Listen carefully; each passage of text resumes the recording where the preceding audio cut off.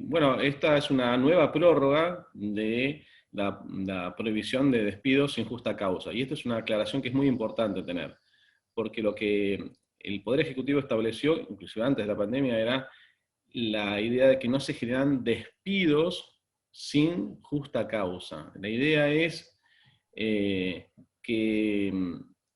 evitar la conflictividad laboral e inclusive tampoco permite las suspensiones basadas en causas económicas o de fuerza mayor.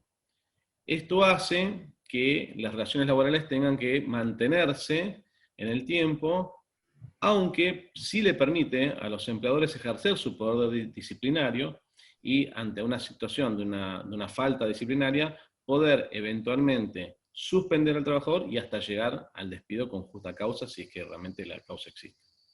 De esta manera, lo que hace el Poder Ejecutivo es una nueva prórroga, ahora hasta fines de marzo, y la particularidad del caso es que además establece, en caso de que se produjera un despido sin causa, y el trabajador aceptara ese despido, es la duplicación de la indemnización por despido, que ya venía dándose, pero en este caso, en este último decreto, lo que ha establecido es un tope a esa doble indemnización. Y ese tope es de la suma de 500.000 pesos.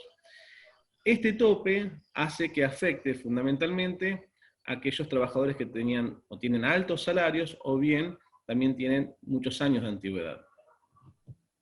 Muy bien, es algo que se vino dando durante todo el año pasado por la pandemia. ¿Qué información tenés frente a esto? ¿Hubo despidos igualmente? ¿Se estuvo pagando la doble indemnización? Bueno, por ejemplo,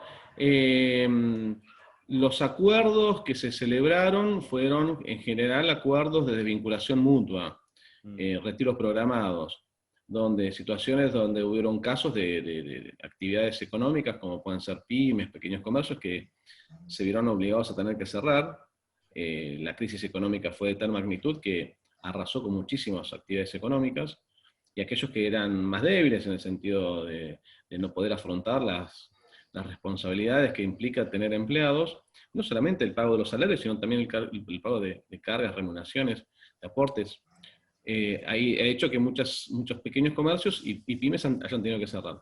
En ese marco se han hecho muchos acuerdos desde vinculación, tanto en la provincia de Buenos Aires, que es lo que puedo decir, y lo mismo que en Capital Federal, en el SECLO. Y ahí surge una serie, digamos, de cuestiones respecto de en qué casos pueden ser o no homologados esos acuerdos.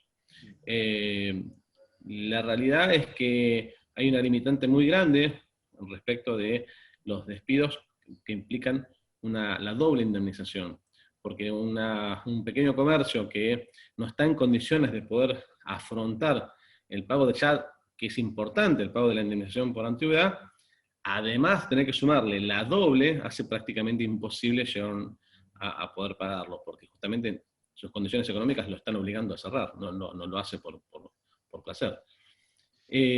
Así que sí ha habido muchos acuerdos de vinculación, muchísimas renuncias. De hecho, cualquiera que pasaba solamente por el correo veía colas y colas de gente mandando telegramas, la mayoría eran telegramas de renuncias. Así que, si bien el espíritu del decreto está bien, porque hace que evite lo que se temía que era una catarata de despidos masivos, la realidad es que las desvinculaciones existieron igual, los datos que existen económicos dan cuenta que ha habido una sensible disminución de la oferta de trabajo, y que además las desvinculaciones han sido muy importantes, lo que hace hoy en día que el mercado laboral haga que, bueno, muchas actividades no se animen a volver a tomar personal, justamente por esta cuestión del temor que implica los costos que tiene la contratación de personal.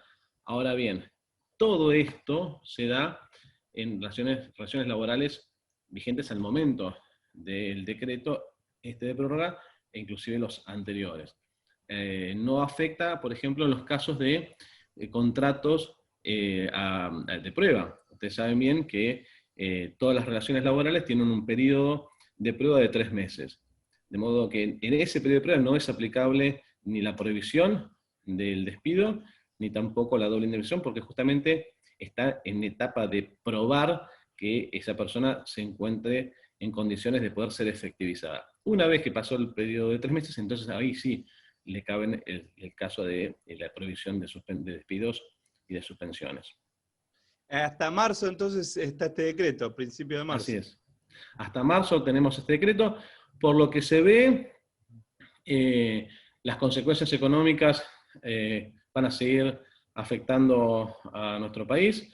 No se vislumbra que haya ninguna recuperación rápida de la economía, de modo que si durante todo el año 2020, prácticamente todo el año, tuvieron estas prórrogas sistemáticas de la prohibición, y frente a un año particularmente difícil que tenemos por delante, todo el mundo cree y hace pensar que las prórrogas van a seguir continuando.